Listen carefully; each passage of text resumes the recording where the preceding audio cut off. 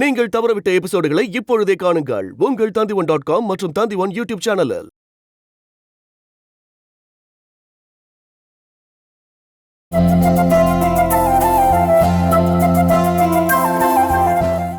The cases that is related to the client of... கடவுளே, இந்த section ஒன்றும் புரிய மாட்டேங்குதே.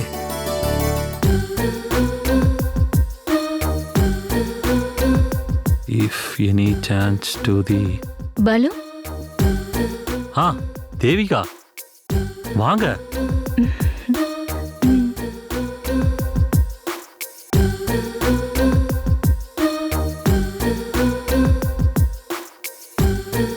என்னாச்சு தேவிகா, டயர்டா இருக்கீங்க? என்ன செய்யறது பாலு? கொஞ்ச நாளாவே எனக்கு சரியா தூக்கம் இல்ல. வீட்ல கொசுத்தல்ல இருக்கோ? இல்ல, கொசு தொல்லலாம் எதுவும் இல்ல. என்னன்னே தெரியல. எப்பவுமே நான் ஒருத்தரை பத்தியே யோசிச்சுட்டு இருக்கேன். எப்பவுமே ஒருத்தரை பத்தி யோசிக்கிறீங்களா? அதுல என்ன பிரச்சனை? எனக்கு என்னமோ அந்த ஒருத்தரை நான் விரும்புறேன்னு நினைக்கிறேன். அப்புறம் எதுக்கு கவலைப்படுறீங்க? கல்யாண வயசு வந்துருச்சுல்ல, எதுவும் யோசிக்காம சீக்கிரம் கல்யாணம் பண்ணிக்கோங்க. நீங்களும் நல்லா வசதியா தான் இருக்கீங்க. அப்பா அம்மாக்கு நீங்க ஒரே பொண்ணு தான். எவ்வளவு வேணாலும் செலவு பண்ணலாம். சீக்கிரம் கல்யாணம் பண்ணிக்கோங்க. நான் யார விரும்புறேன்னு தெரிஞ்சா நீங்களே ஷாக் ஆயிடுவீங்க. நான் ஷாக் ஆயிடுவேனா? அவ்வளோ பெரிய ஆளா? யார் அது? நான் ஓப்பனாவே சொல்றேன், என்ன தப்பா நினைக்க கூடாது. நான் என்ன நினைக்க போறேன்? விஷயத்த சொல்லுங்க. அது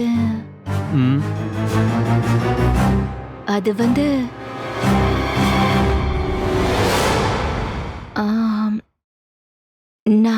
நான் ரொம்ப விரும்புற அவரு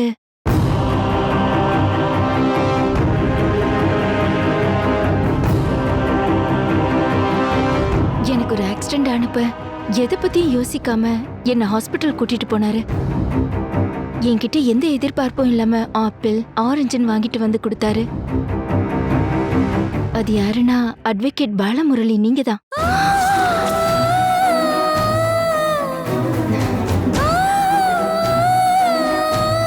என்கிட்ட யாரும் இது வரைக்கும் இப்படி எல்லாம் பழகுனதே இல்ல. ஐயோ, என்ன நீங்க ஐயோங்கிறீங்க? நான் பார்க்க நல்லா இல்லையா?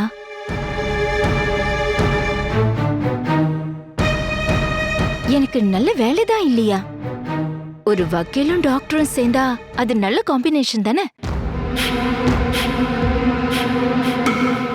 அதுவும் இல்லாம நம்ம ரெண்டு பேரும் நல்ல மேட்ச் ஆகும்னு எனக்கு தோணுது.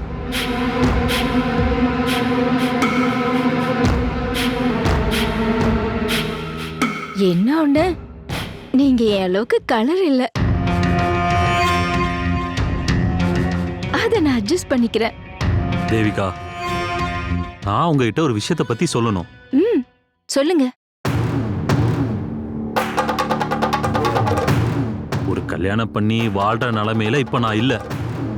எனக்கு வாழ்க்கையில நிறைய பிரச்சனை இருக்கு. அதுக்கு நான் ஒன்னும் நாளைக்கே கல்யாணம் பண்ணணும்னு சொல்லலையே பாலு. நம்ம கல்யாணத்துக்கு இன்னும் நிறைய டைம் இருக்கு. நீங்க உங்க வீட்ல இருக்கிறவங்க கிட்ட எல்லாம் சொல்லி கல்யாணத்தை பத்தி பேசி முடிவெடுக்க எப்படியும் கொஞ்சம் டைம் ஆகும்ல? எவ்வளவு டைம் ஆனாலும் பரவாயில்ல, நான் வெயிட் பண்றேன். எனக்கு தெரியும் உங்களுக்கு என்ன பிடிக்கும்னு.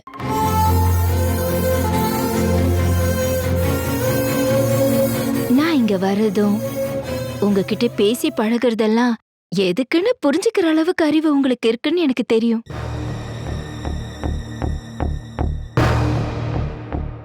உங்களுக்கு என்ன பிடிக்காம இருக்க எந்த காரணமும் இல்லைன்னு எனக்கு தெரியும்.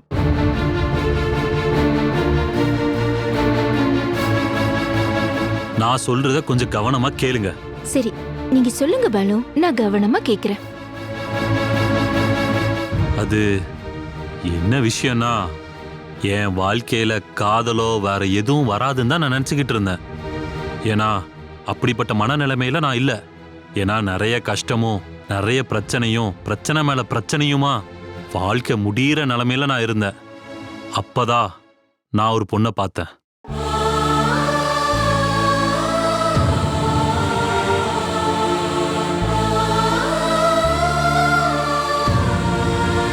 அவ 1-2 வார்த்தைகளால என்ன சின்னதா கேலி செஞ்சா.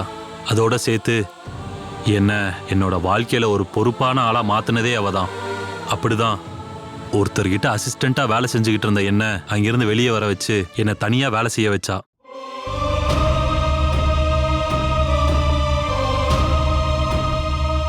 முதல்ல அவளோட கேஸை தான் நடத்தினேன். அப்புறம் என் சொந்த வீட்டோட கேஸை நடத்த அவதான் எனக்கு தைரியம் கொடுத்தா. அது வரைக்கும் நான் கோழையா இருந்தேன். எனக்கு அவ தைரியத்தை கொடுத்தா. அவதான் என்னோட வாழ்க்கைய மாத்திட்டா.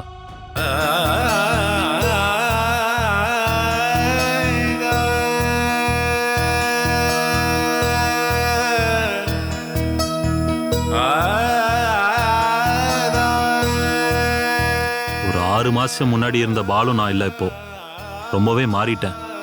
என் வாழ்க்கை மாறிடுச்சு, என் ஆட்டிடியூட் மாறிடுச்சு, என் வருமானமும் மாறிடுச்சு.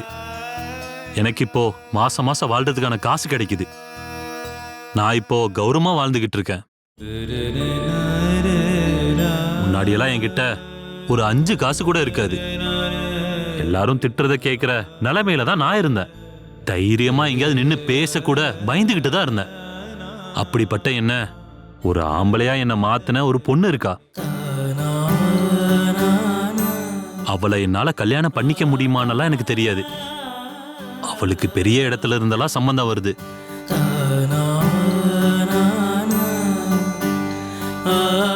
ஒருவேளை அவ அதை ஏத்துக்கிட்டு கல்யாணம் பண்ணிக்கலாம்.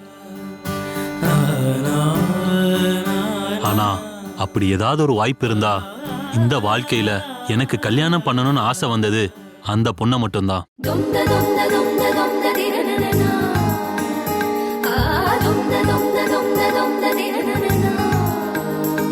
எனக்கு அதுக்கு தகுதி இருக்கானெல்லாம் எனக்கு தெரியாது. உண்மையை சொல்லணும்னா அவ மேல எனக்கு நிறைய காதல் இருக்கு. அது நடக்குமா இல்லையானாலும் எனக்கு தெரியாது. ஆனா அப்படி ஒரு காதல் இருக்கு.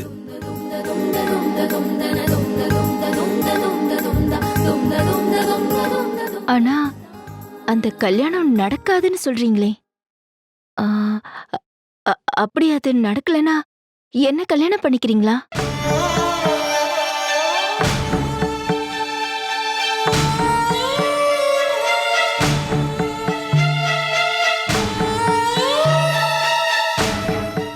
சொல்லுங்க பாலு. பாலு ப்ளீஸ் சொல்லுங்க. அத பத்தி அப்புறம் யோசிக்கலாம்.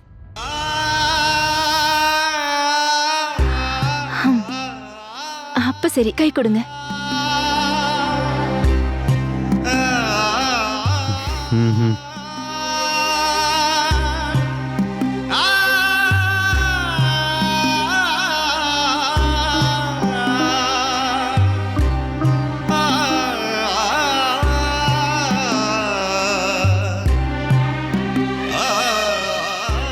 அந்த பொண்ணை நீங்க கல்யாணம் பண்ணிக்கலனா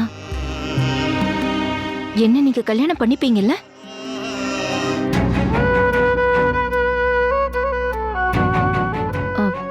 மத்தத நான் பாத்துக்கிறேன்.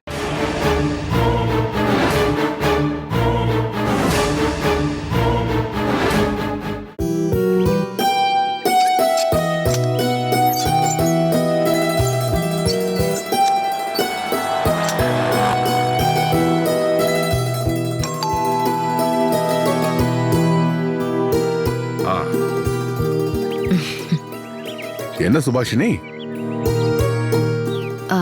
நான் உங்ககிட்ட கொஞ்ச நாளைக்கு முன்னாடி ஒரு விஷயம் கேட்டிருந்தேன்ல.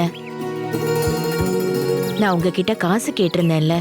ஓ, அத நான் மறந்தே போயிட்டேன். நீ கேட்ட அன்னைக்கே நான் பேங்க்குக்கு போய் அந்த காசு எடுத்துட்டு வந்து வீட்டுல வச்சுட்டேன். இதை எடுத்துட்டு வரேன். உள்ள வந்து உட்காரு. பரவாயில்ல, நான் இங்கே இருக்கேன். சரி.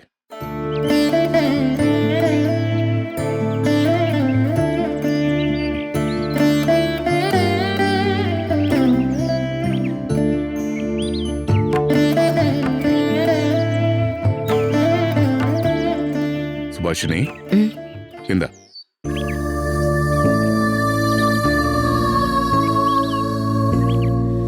இதை எப்ப திருப்பி கொடுப்பேன்னு என்னால சரியா டைம் எதுவும் சொல்ல முடியாது. ஆனா வெளிநாட்டுக்கு போய் வேலை செய்ய ஆரம்பிச்சு சம்பளம் கிடைச்சதுமே நான் முதல்ல கொடுக்கறது இந்த காசாதான் இருக்கும்.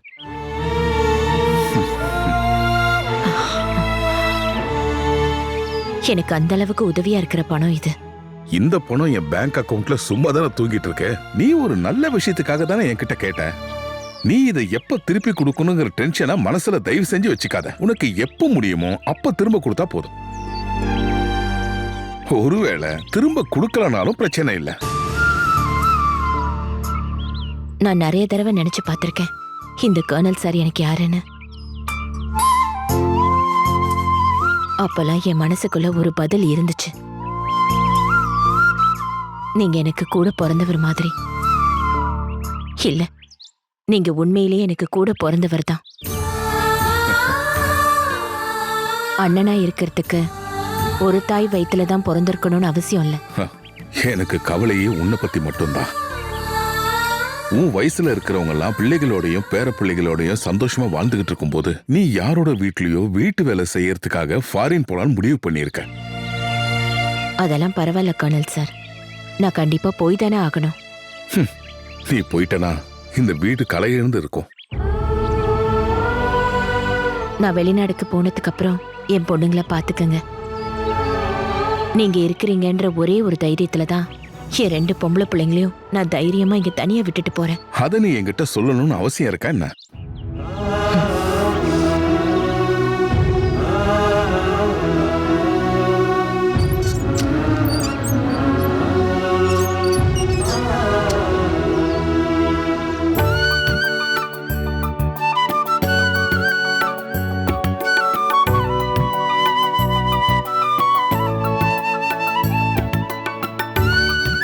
உன்னோட ஆட்டிடியூட் எங்களுக்கு ரொம்ப பிடிச்சிருக்குமா. லாட்ரி விற்கிறது, ஸ்வீப்பர் வேலை பார்க்கறது, இதையெல்லாம் கௌரவ குறைச்சல பார்க்காம நீ வாழ்க்கையை நடத்திட்டு இருக்க. இந்த காலத்துல உன்ன மாதிரி பொம்பளை பிள்ளைகளை பார்க்கறது ரொம்பவே அபூர்வமான விஷயம்மா. இது சிவபிரசாத்துக்கும் காயத்ரிக்கும் இடையில இருக்கிற ஒரு உறவா நாங்க பார்க்கல. நம்ம 2 குடும்பத்துக்கு இடையில இருக்கிற உறவாத்தான் நாங்க பாக்குறோம். அதனாலயே இங்க இருக்கிற தேவையெல்லாம் எங்க வீட்டு தேவை மாதிரி தான் நாங்க நினைப்போம். காயத்ரிய தொடர்ந்து படிக்க வைப்போம், காவியாவையும் படிக்க வைப்போம். பொம்பளை பிள்ளைங்கன்னா நல்லா படிக்கணும்ல. நாங்க கூட இருப்போம் உங்களோட எல்லா விஷயத்துக்கும். அவ்வளவுதான் நாங்க சொல்ல விரும்புறோம். இந்த காலத்துல உங்கள மாதிரி ஆளுங்களை பார்க்க முடியாது. என்னால இதை நம்பவே முடியல. சிவபிரசாத் என்னன்னா இவளை பார்த்த நாள்ல இருந்து கல்யாணம் பண்ணா இந்த பொண்ணை தான் கல்யாணம் பண்ணுவேன்னு சொல்றான். ஆமா, அவனையும் குறை சொல்ல முடியாது. யாருக்கு தான் இந்த பொண்ணை பிடிக்காம போகும்?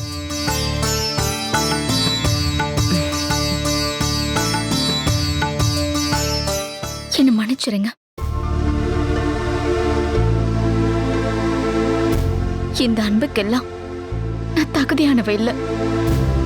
இப்படி எல்லாம் யாரும் இருக்க மாட்டாங்க. எங்க அம்மா சொன்னது சரிதான். நீங்க காட்டுற அன்பை யாராலையுமே கொடுக்க முடியாது. இருந்தாலும் என்னால சரின்னு சொல்ல முடியல. என் மனசு ரொம்ப குழப்பமா இருக்கு. யாரும் என்கிட்ட எதுவும் கேட்காதீங்க ப்ளீஸ்.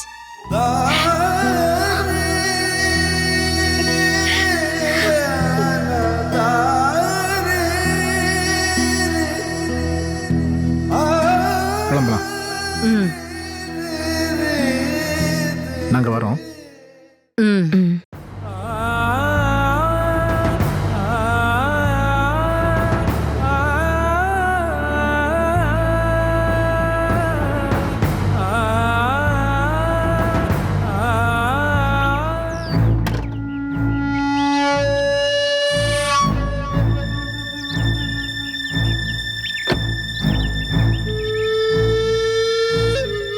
அம்மா, நான் திரும்பவும் சொல்றேன், நீங்க போகாதீங்கம்மா. விசாவுக்கும் டிக்கெட்டுக்கும் செலவு பண்ண பணம் எல்லாம் போகட்டும். நீங்க போகாதீங்கம்மா. நீ ஏம்மா அப்படி நினைச்சிட்டு இருக்க? நம்ம குடும்பத்துக்காக தானே சம்பாதிக்க போறேன். நம்ம எல்லாருக்காகவும் தானே நான் போறேன். உங்க எல்லாருக்கும் ஒரு நல்ல வாழ்க்கை கிடைக்கணும், நம்ம எல்லாரும் நிம்மதியா வாழணும்னு தானே நான் போறேன். என் உடம்புல தெம்பு இருக்குமா. அங்க வீட்டு வேலை செய்ய தான் போறேன். எவ்வளோ பொம்பளைங்க இந்த மாதிரி வெளிநாடுக்கு போய் வீட்டு வேலை செஞ்சுதான் வாழ்றாங்க. நான் வெறும் மேக்கப் பண்ணிட்டு மட்டும் சுத்த முடியாதுல்ல, அதனால என்ன பிரயோஜனம்? வீட்டுக்கு உதவி செய்யணும்ல, அப்படி நினைச்சா மட்டும் போதும். அம்மா, நீங்க என் மேல இருக்கிற கோவத்தினாலதான் போறீங்கன்னு எனக்கு தோணுது. சிவபிரசாத்தை நான் கல்யாணம் பண்ணிக்க ஒத்துக்கலங்கிறதுனாலதான் நீங்க இப்ப போறீங்க. அம்மா, அது வேற விஷயம்மா. நம்ம மனசுக்கு பிடிச்சவங்க கூட தானே நம்மளால வாழ முடியும். நம்ம மனசுக்கு பிடிக்காத ஒருத்தரை கல்யாணம் பண்ணி என்ன பிரயோஜனம்மா? அப்புறம் 2 பேருடைய வாழ்க்கை தான் வீணா போயிடும். அதை நான் அவருக்கு செய்யற துரோகம். அப்புறம் அவங்க வீட்டுல இருக்கிறவங்களுக்கு நான் தொல்லை ஆயிடுவேன். அப்படி இங்க சில பேர் வாழ்றாங்கல்ல, அதுக்கு தான் சொல்றேன், நீங்க இதை புரிஞ்சுக்கோங்க. அது மட்டும் இல்ல, நீங்க இப்படி போறதுனால இன்னொரு விஷயமும் இருக்கு. இது வரைக்கும் என்னால முடிஞ்ச அளவுக்கு நான் எல்லாருக்குமே உதவி பண்ணிருக்கேன். நான் அப்படி செஞ்சதெல்லாம் வீணாயிடலம்மா. இங்க பாருமா, உன் மேல எனக்கு எந்த கோவமும் வருத்தமும் கிடையாது. உன் மேல நான் எதுக்காக கோவப்படணும்? உன்னை நினைச்சு உனக்கு உதவி பண்றதுக்காக தான் நான் போறேன். ஒரு பொண்ணா இன்னும் எத்தனை நாளைக்கு தான் இந்த குடும்பத்தோட பாரத்தை சுமந்துக்கிட்டே இருப்பேன்? உன் கஷ்டத்தை குறைக்கிற விஷயமா மட்டும் இத நீ பார்த்தா போதும். அம்மாக்கு உன் மேல எந்த விதமான கோவமும் கிடையாது. உங்களுக்கு என் மேல கோவம் இருக்கு. நான் தான் உங்களை முதல்ல எதிர்த்து பேசினேன். அம்மா, அன்னைக்கு நான் தெரியாம அப்படி பேசிட்டேன், என்ன மன்னிச்சிருங்க. அப்படிலாம் எதுவும் இல்லை. நீ அன்னைக்கு அப்படி சொன்னதுனால தான் எனக்கு எல்லாமே புரிஞ்சுது. நீங்க எல்லாரும் ஏன் இத ஒரு பாசிட்டிவா எடுத்துக்க மாட்டேங்கிறீங்க? அம்மா சொன்னதுதான் சரி.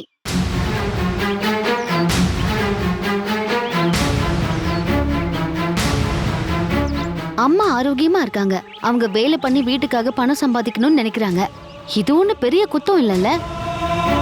இதெல்லாம் எல்லாரும் பசங்களுக்காக பண்ற ஒரு விஷயம்தான். அதுக்காக இப்படி அழுது ஆர்ப்பாட்டம் பண்ண வேண்டிய அவசியம் கிடையாது. நமக்காக நல்லது பண்ணணும்னு நினைக்கிற அம்மாவை சந்தோஷமா வழி அனுப்பி வைக்கலாம். ஏன்னா காசு அவசியம் இல்லைன்னு நம்ம யாராலையும் சொல்ல முடியாது. இந்த வீடும் கடன்ல தான் இருக்கு, அதுக்கு லோன் கட்டிக்கிட்டு இருக்கோம். அந்த லோனை கரெக்டா கட்டினாதான் நம்மளால ஃபியூச்சர்ல இதை வித்து 3 ஷேரா பங்கிட்டுக்க முடியும். இல்லனா பேங்க்ல இருந்து என்னைக்கு நோட்டீஸ் வருதோ அன்னைக்கு இந்த வீட்டை விட்டு நம்ம காலி பண்ணி ஆகணும். அப்போ எங்க போவீங்க நீங்க 2 பேரும்? இதெல்லாம் கொஞ்சமாவது யோசனை பண்ணி பாரு. அதனால அம்மா முடிவு பண்ணிருக்கிறது தான் கரெக்ட். இதுக்காக நீங்க 2 பேரும் இவ்ளோ சீன் போட வேண்டிய அவசியமே கிடையாது. எங்க கண்ணீருக்கு எந்த பதிலும் சொல்லாத உனக்கு இத பத்திலாம் எதுவும் தெரியாது. எங்களை விட நீ உன் விஷயத்துல தானே கரெக்டா இருப்ப. ஆமா, எனக்கு என்னோட விஷயம் தான் பெருசு. ஆனா அம்மா வேலைக்கு போனாங்கன்னா அதோட நன்மை உங்களுக்கு தான். உங்க நல்லதுக்காக தான் நான் இப்ப பேசிட்டு இருக்கேன். கடைசியில ஏன் மேலேயே தப்புன்னு சொல்றீங்க. அக்கா, இங்க பாரு. தயவு செஞ்சு சண்டை போட்டுக்காதீங்க. எதுக்காக நீங்க இப்படி சண்டை போட்டுக்கிறீங்க? நீங்க 3 பேரும் எப்பவும் ஒத்துமையா இருக்கணும். நான் இல்லைங்கிற குறை இங்க இருக்க கூடாது. நான் போயிட்டேன்னு நினைச்சிடாதீங்க. நீங்க எப்பவுமே 3 பேரும் அன்பாவும் ஒத்துமையாவும் தான் இருக்கணும். கௌரிக்கு சீக்கிரமே குழந்தை பிறந்துரும். நீங்க 2 பேரும் தான் அவளை நல்லபடியா சேர்ந்து பாத்துக்கணும்.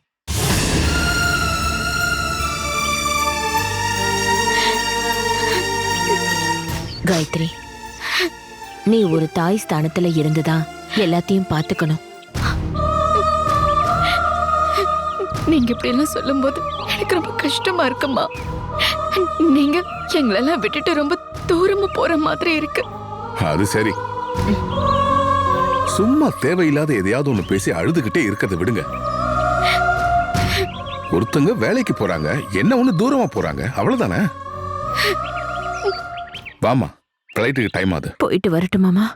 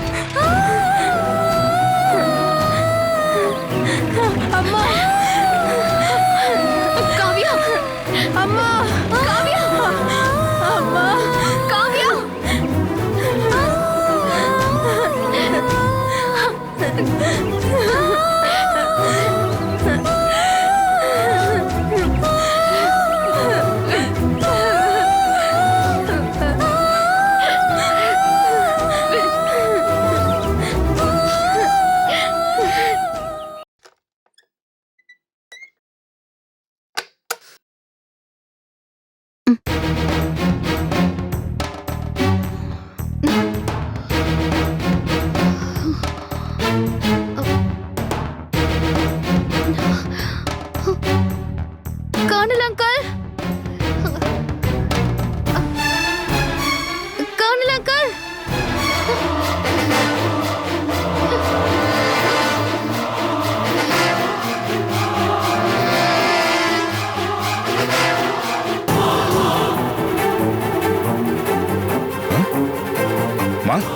மா, கௌரி, கௌரி, கௌரி, கௌரி, என்னாச்சுமா?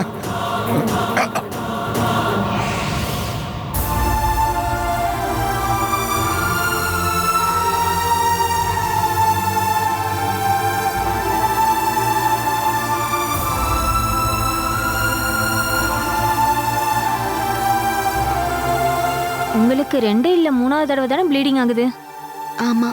பிரெக்னன்சி டைம்ல இந்த மாதிரி வர்றது எல்லாருக்கும் நார்மல் தான். அதுக்காக நீங்க ஒன்றும் பயப்பட வேணாம். கடவுளே. இருந்தாலும் கொஞ்சம் கவனமா இருக்கணும். Okay doctor. ரெஸ்ட் எடுத்துக்கோங்க. சரி டாக்டர். ம். டாக்டர், பிபி எப்படி இருக்கு? பிபி எல்லாம் நார்மலா தான் இருக்கு. ம். காயத்ரி, நான் சாப்பிட ஏதாவது வாங்கிட்டு வரேன். அங்கிள், நீங்க திரும்ப வந்ததும் நான் கிளம்பிடுவேன். நான் இதுக்கப்புறம் சாயந்தரம் தான் வருவேன். நீ எங்க போற? இங்கதான் அங்கிள் இருக்காருல்ல. நீ ஏன் இப்படி பைத்தியம் மாதிரி பேசிட்டு இருக்க? ஒரு பொண்ணு ஹாஸ்பிட்டல்ல இருக்கும்போது யாரே கூட இருக்கணும்? ஆம்பளையா இல்ல பொம்பளையா? கூட இருக்கிறதுக்கு நான் ஒன்றும் கஷ்டப்படலக்கா. நான் தான் சொன்னேன்ல, என் வேலையோட நிலைமை அப்படி. ஆமா, இது பெரிய வேலை. பெரிய என்னமோ கலெக்டர் வேலை பாக்குற மாதிரி பேசுற. என் வேலை இனி கேவலமா பேச வேண்டாம். அப்புறம் உன் கூட ஹாஸ்பிட்டல்ல இருக்கிறதுக்கு ஒரு ஆள் வேணும் நீ நினைச்சிருந்தேனா அப்புறம் எதுக்காக அம்மாவை போக சொன்ன? பாவம், எங்க இருந்து போனதுக்கு அப்புறம் உங்களுக்கு என்னாச்சுன்னு தெரியல. இப்போ அதை நினைச்சு நீ ஒன்னும் கவலைப்பட வேண்டாம். அம்மா வெளிநாட்டுக்கு போறாங்கன்னா அது நம்ம நல்லதுக்காக தானே. சரிக்கா, நான் கிளம்புறேன். தேவையில்லை, நீங்க இருந்து போக கூடாது. இந்த நிலைமையில எப்பவுமே என் கூட ஒரு ஆள் வேணும். நீங்க இருமா, நான் போயிட்டு வந்துடுறேன்.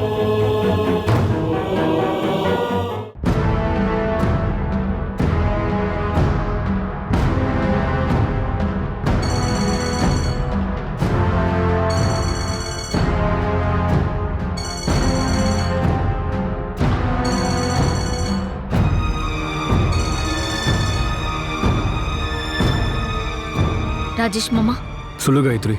எனக்கு தெரியும் மனோஜை தேடிதான் நீங்க அங்க போயிருக்கீங்கன்னு. அக்கா சொல்றதுக்கு எல்லாத்துக்குமே நீங்க இப்படி தலையாட்டுறதுனாலதான் அவ இப்படி இருக்கா. உண்மையை புரிஞ்சுக்காம இப்பவும் வந்துருவார்னு நினைச்சு அவ காத்துக்கிட்டு இருக்கா. நீங்க அப்படி அங்கேயே இருக்காம இங்க வாங்க. இல்ல, நான் மனோவை கண்டுபிடிச்சு கூட்டிட்டு தான் வருவேன்.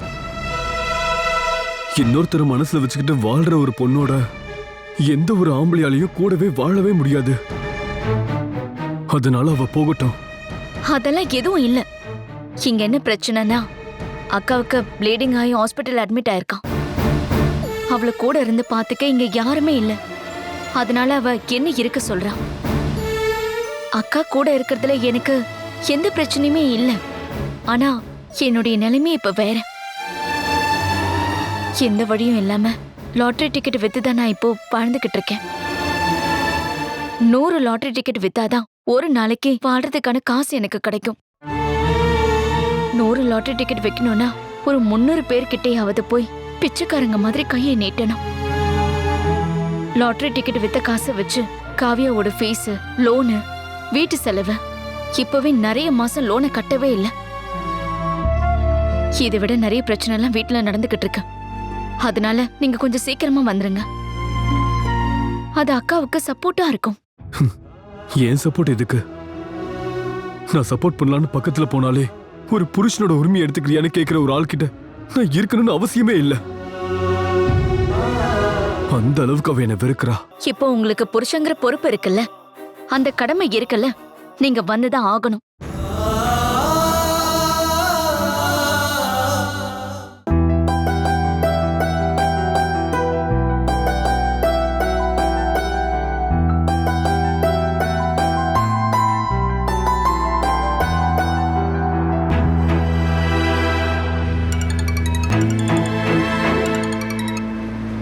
காயத்ரி, அம்மா, நான் எவ்வளவு நேரமா ஃபோன் பண்றேன்.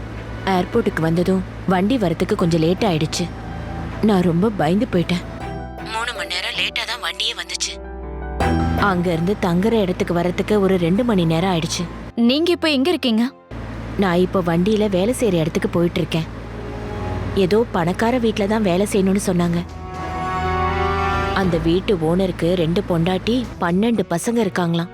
முதல்ல அங்க வேலை செய்யறதுக்கு 2 பேர் இருந்தாங்களாம். அந்த 2 பேருமே அவங்களோட சண்டை போட்டுட்டு போயிட்டாங்களாம். இப்ப நான் அங்க போய் 2 பேரோட வேலையும் நான் தான் செய்யணும். ஆனா இந்த விஷயத்தெல்லாம் அவங்க முதல்ல சொல்லலம்மா. கேட்டாலே பயமா இருக்குமா. எதுக்காகமா நீங்க அங்க போனீங்க? இதெல்லாம் உங்களுக்கு தேவையா என்ன? ஆனா அவங்க கொடுக்கற சம்பளம் ஜாஸ்தி தானம்மா. எப்படியும் நான் நல்லபடியா வேலை செய்வேன். அதனால பயப்பட வேண்டிய அவசியம் எதுவும் இல்லை. ஆனா இந்த இடம் நம்ம ஊர் மாதிரிலாம் இல்ல. செடி கொடிலாம் எதுவும் இல்ல. நிறைய வீடுங்க எதுவும் இருக்கிற மாதிரி தெரியல. ஆளுங்களே இல்லாத இடத்துல நான் தனியா போயிட்டு இருக்கேன். நீங்க போன் எடுத்தீங்கன்னா எனக்கு கொஞ்சம் நிம்மதியா இருக்கும் நான் நினைச்சேன். ஆனா இப்போ எனக்கு இருக்கிற நிம்மதியும் போயிடுச்சு. எனக்கும் கொஞ்சம் பயமா தான் இருக்கு. ஆனா பயந்து எந்த பிரயோஜனமும் இல்லைல்ல. எனக்கு ரொம்ப டென்ஷனா இருக்கு. நீ எதுவும் டென்ஷன்ல ஆகாதம்மா. எனக்கு எதுவும் ஆகாது. நம்ம யாருக்கும் எந்த துரோகமும் பண்ணலல்ல. டிரைவர் தமிழ்நாட்டுக்காரராமா? இல்லம்மா, தமிழ் தெரியாது போல. அவர் சொல்றது எனக்கும் நான் சொல்றது அவருக்கும் புரியவே இல்லை. அவ்வளவு தூரத்துல வேற ஒரு நாட்டுல அத்தனை கிலோமீட்டர் பயணிச்சு நீங்க எங்கேயோ போய்கிட்டு இருக்கீங்க. இப்போ எங்க இருக்கீங்கன்னு கூட எனக்கு தெரியல. இத பத்தி எல்லாம் யோசிக்காம அப்படி போகணும்னு உங்களுக்கு அவசியம் இருக்கா? Hello hello Gayathri. Hello hello hello.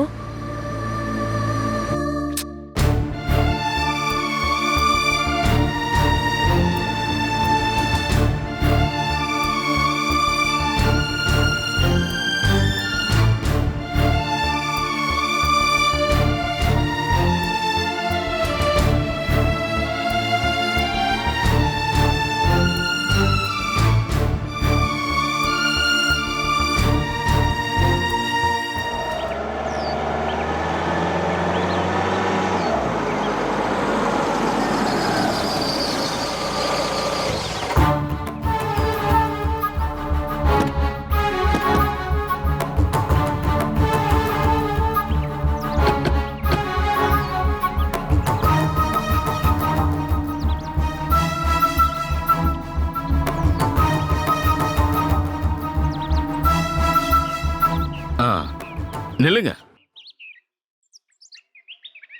அந்த வண்டியில் இருக்கிற பேக்கெல்லாம் எடுத்து உள்ள வச்சிருங்க.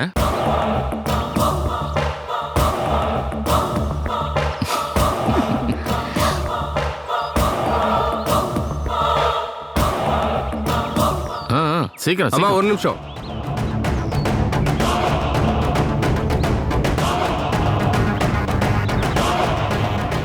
பெட்டி பேக்கெல்லாம் உள்ள எடுத்து வைக்கணும் அவ்வளோதானே?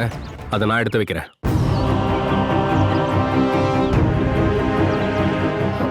வேண்டாப்பா, நானே எடுத்துட்டு போய் வைக்கிறேன். வேண்டாம்மா, நான் தான் சொல்றேன்ல, நான் எடுத்து வச்சுக்கிறேம்மா.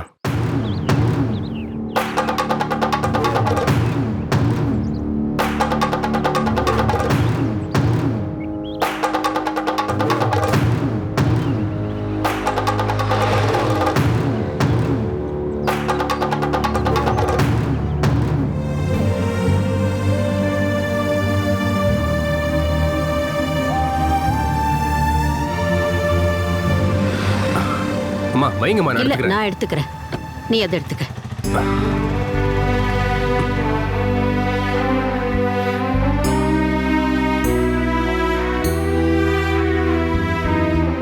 ஹலோ, கொஞ்சம் நில்லுங்க.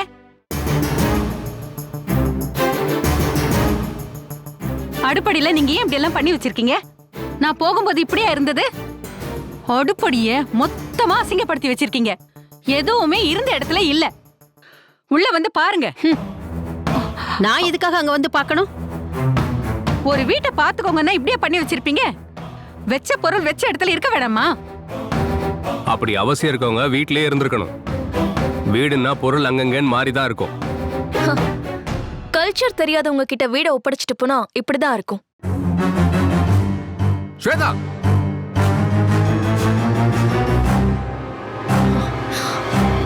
பாத்தீங்களா பாத்தீங்களா, இவரு கோவப்பட்டது பாத்தீங்கல்ல? அப்ப நம்ம கணக்கு எவ்வளவு கரெக்டா இருக்குல்ல? இவரை ஒருவேளை நாம துபாய்க்கு கூட்டிட்டு போயிருந்தா அங்க வச்சோம் என்ன இப்படிதான் கத்திருப்பாரு, சண்டை போட்டிருப்பாரு.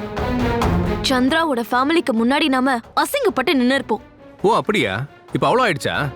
தொட்டதுக்கெல்லாம் என்னையும் அம்மாவையும் குறை சொல்லிட்டே இருந்துட்டு இப்ப பிரச்சனை நான் பண்றேன்னு சொல்றியா? ஒரு வாரம் நாங்க 3 பேரும் நிம்மதியா அங்க இருந்தோம். இங்க ஒரு வாரம் அதை விட ரொம்ப நிம்மதியா நாங்க இங்க இருந்தோம். ஓஹோ, அது சரி. நாங்க இல்லாத போது அம்மாவும் பையனும் சேர்ந்து எங்க வீட்டுல நிம்மதியா இவ்வளவு நாள் இருந்தீங்கல்ல. கொஞ்சமாவது புத்தி இருந்தா நீ இப்படி எல்லாம் பேசுவியா நந்தா?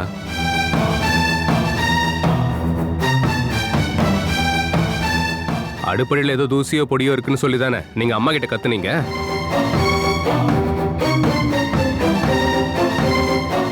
சரி, ஒருவேளை அடுப்படி அசிங்கமாவே இருக்கட்டும். அதை அசிங்கப்படுத்தினது நான் தான்.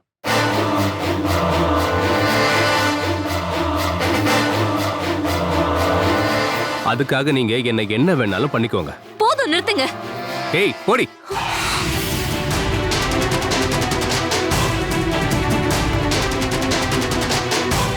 அம்மா நீங்க முதல்ல ரூமுக்கு போங்க.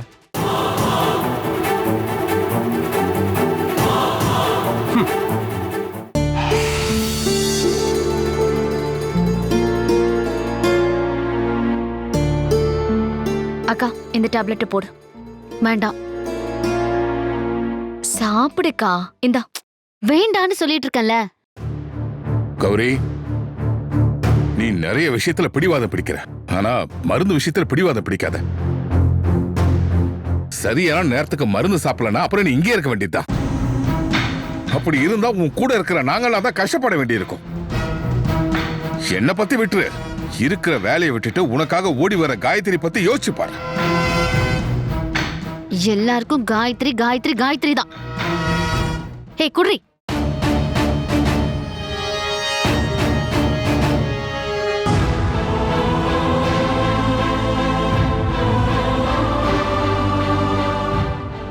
ராஜேஷ்,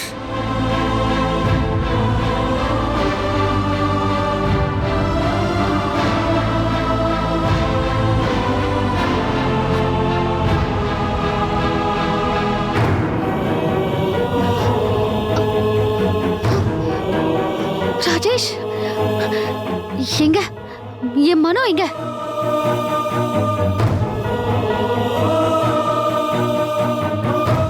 மனோவை பாத்தியா இல்லையா? இல்ல.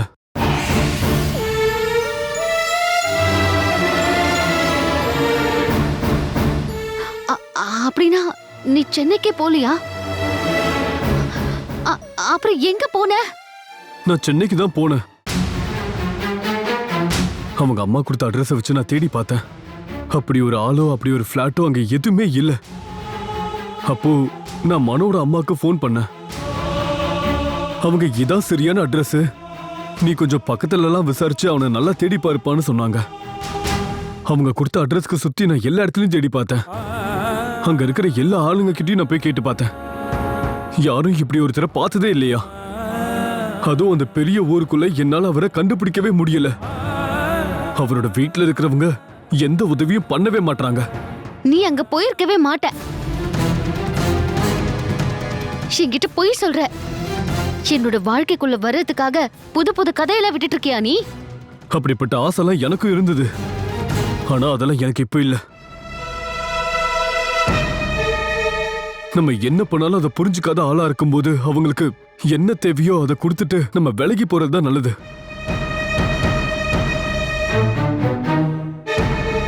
இல்லனா நான் எதுக்காக இவ்வளவு தூரம் போகணும் சொல்லு? இங்க இருந்து போனதுல இருந்து நான் ஒரு நாள் கூட நிம்மதியா தூங்கல தெரியுமா? இப்படிப்பட்ட பொய்யெல்லாம் சொல்லி என்ன நம்ப வைக்கலான்னு மட்டும் நினைக்காத. நான் இதெல்லாம் நம்புற ஆளும் கிடையாது. நீ என்ன பேசுறன்னு புரிஞ்சுதான் பேசுறியா? உனக்காக ஒருத்தர் அவ்வளவு தூரம் போய் கஷ்டப்பட்டுட்டு வந்திருக்கான். உனக்குலாம் மனசாட்சிங்கிறதே இல்லையா?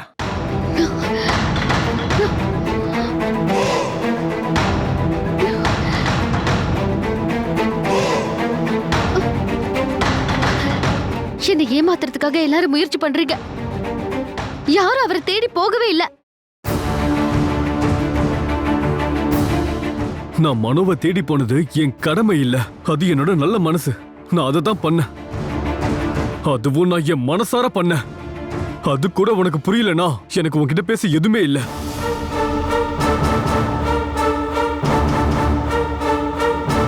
தூங்குறவங்கள எழுப்பிடலாம், தூங்குற மாதிரி நடிக்கிறவங்கள எழுப்ப முடியாது. என்கிட்ட நீ எதுவும் சொல்ல வேண்டாம். எனக்கு தெரியும் இது எல்லாமே போய்.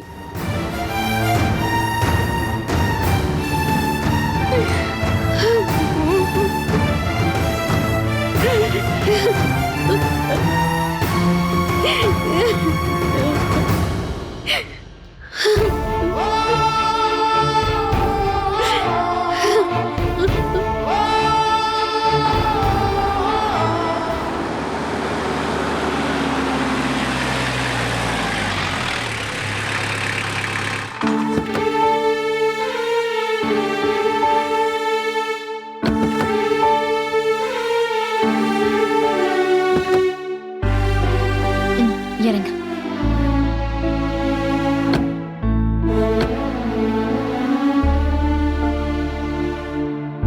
எவ்வளவு பாச்சு? 500 சார். அப்ப நான் கொடுத்து. அக்கா மெதுவா, நான் பிடிச்சுக்கிறேன். வேண்டாம், நானே போய்க்கிறேன்.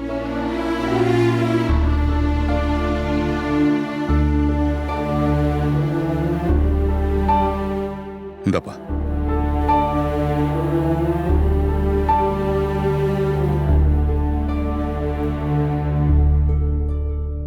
அக்கா, நான் கிளம்புறேன். காவியா ஸ்கூல்ல இருந்து வர டைம் ஆயிடுச்சு. ஏதாவது தேவை இருந்தா கூப்பிடு, சரியா? எந்த தேவையும் எனக்கு இல்ல.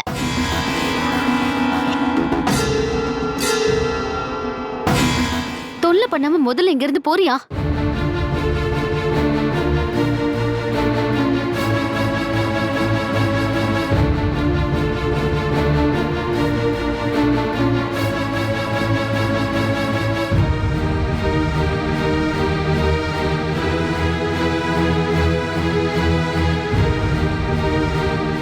கௌரி, நீ இந்த மாதிரி நடந்துக்காத.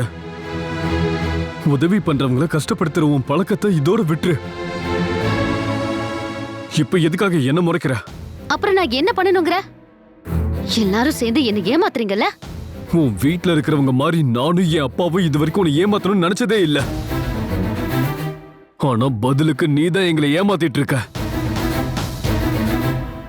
ஆனா எல்லாம் தெரிஞ்சு உன்னை மன்னிச்சு ஏத்துக்கிட்ட உங்க அம்மாவுக்கும் உன் கூட பிறந்தவங்களுக்கும் நீ தான் துரோகம் பண்ணிட்டு இருக்க. மனோவை கண்டுபிடிச்சு கூட்டிட்டு வரேன்னு போயிட்டு இங்க இருக்கிற மார்க்கெட்டுக்கு போயிட்டு வர மாதிரி வந்திருக்க. உன்னை நான் என்னன்னு சொல்றது? எனக்கு நேரம் இல்ல. மனோவை கண்டுபிடிக்கிறதுக்காக என்னால என்னெல்லாம் பண்ண முடியுமோ எல்லாத்தையும் பண்ணிட்டேன். இன்னும் அதை புரிஞ்சுக்காம இந்த வீட்டை பிரச்சனை பண்றதும் என்கிட்டயும் என் அப்பா கிட்டயும் மரியாதை இல்லாம நடந்துக்கிட்டேன்னு வையேன், இங்க பாரு, பழைய மாதிரி எல்லாத்தையும் பார்த்துட்டு சகிச்சுக்கிட்டு பொறுமையா போற ராஜேஷ் இல்லைண்ணா. அடிச்சு உன் பல்ல கழட்டிடுவேன். எவ்வளவு நாள் தான் நானும் பொறுத்துக்கிறது? நீ பண்றதெல்லாம் பொறுத்துட்டு போகணும்னு எனக்கு அவசியமே இல்லை. என்கிட்ட மரியாதையா நடந்துகிட்டேன்னா நானும் உன்னை மரியாதையா நடத்துவேன். அதனால இனிமே இங்க அடக்கமா வாழ்ந்தா உனக்கு நல்லது. புரிஞ்சுதாடி?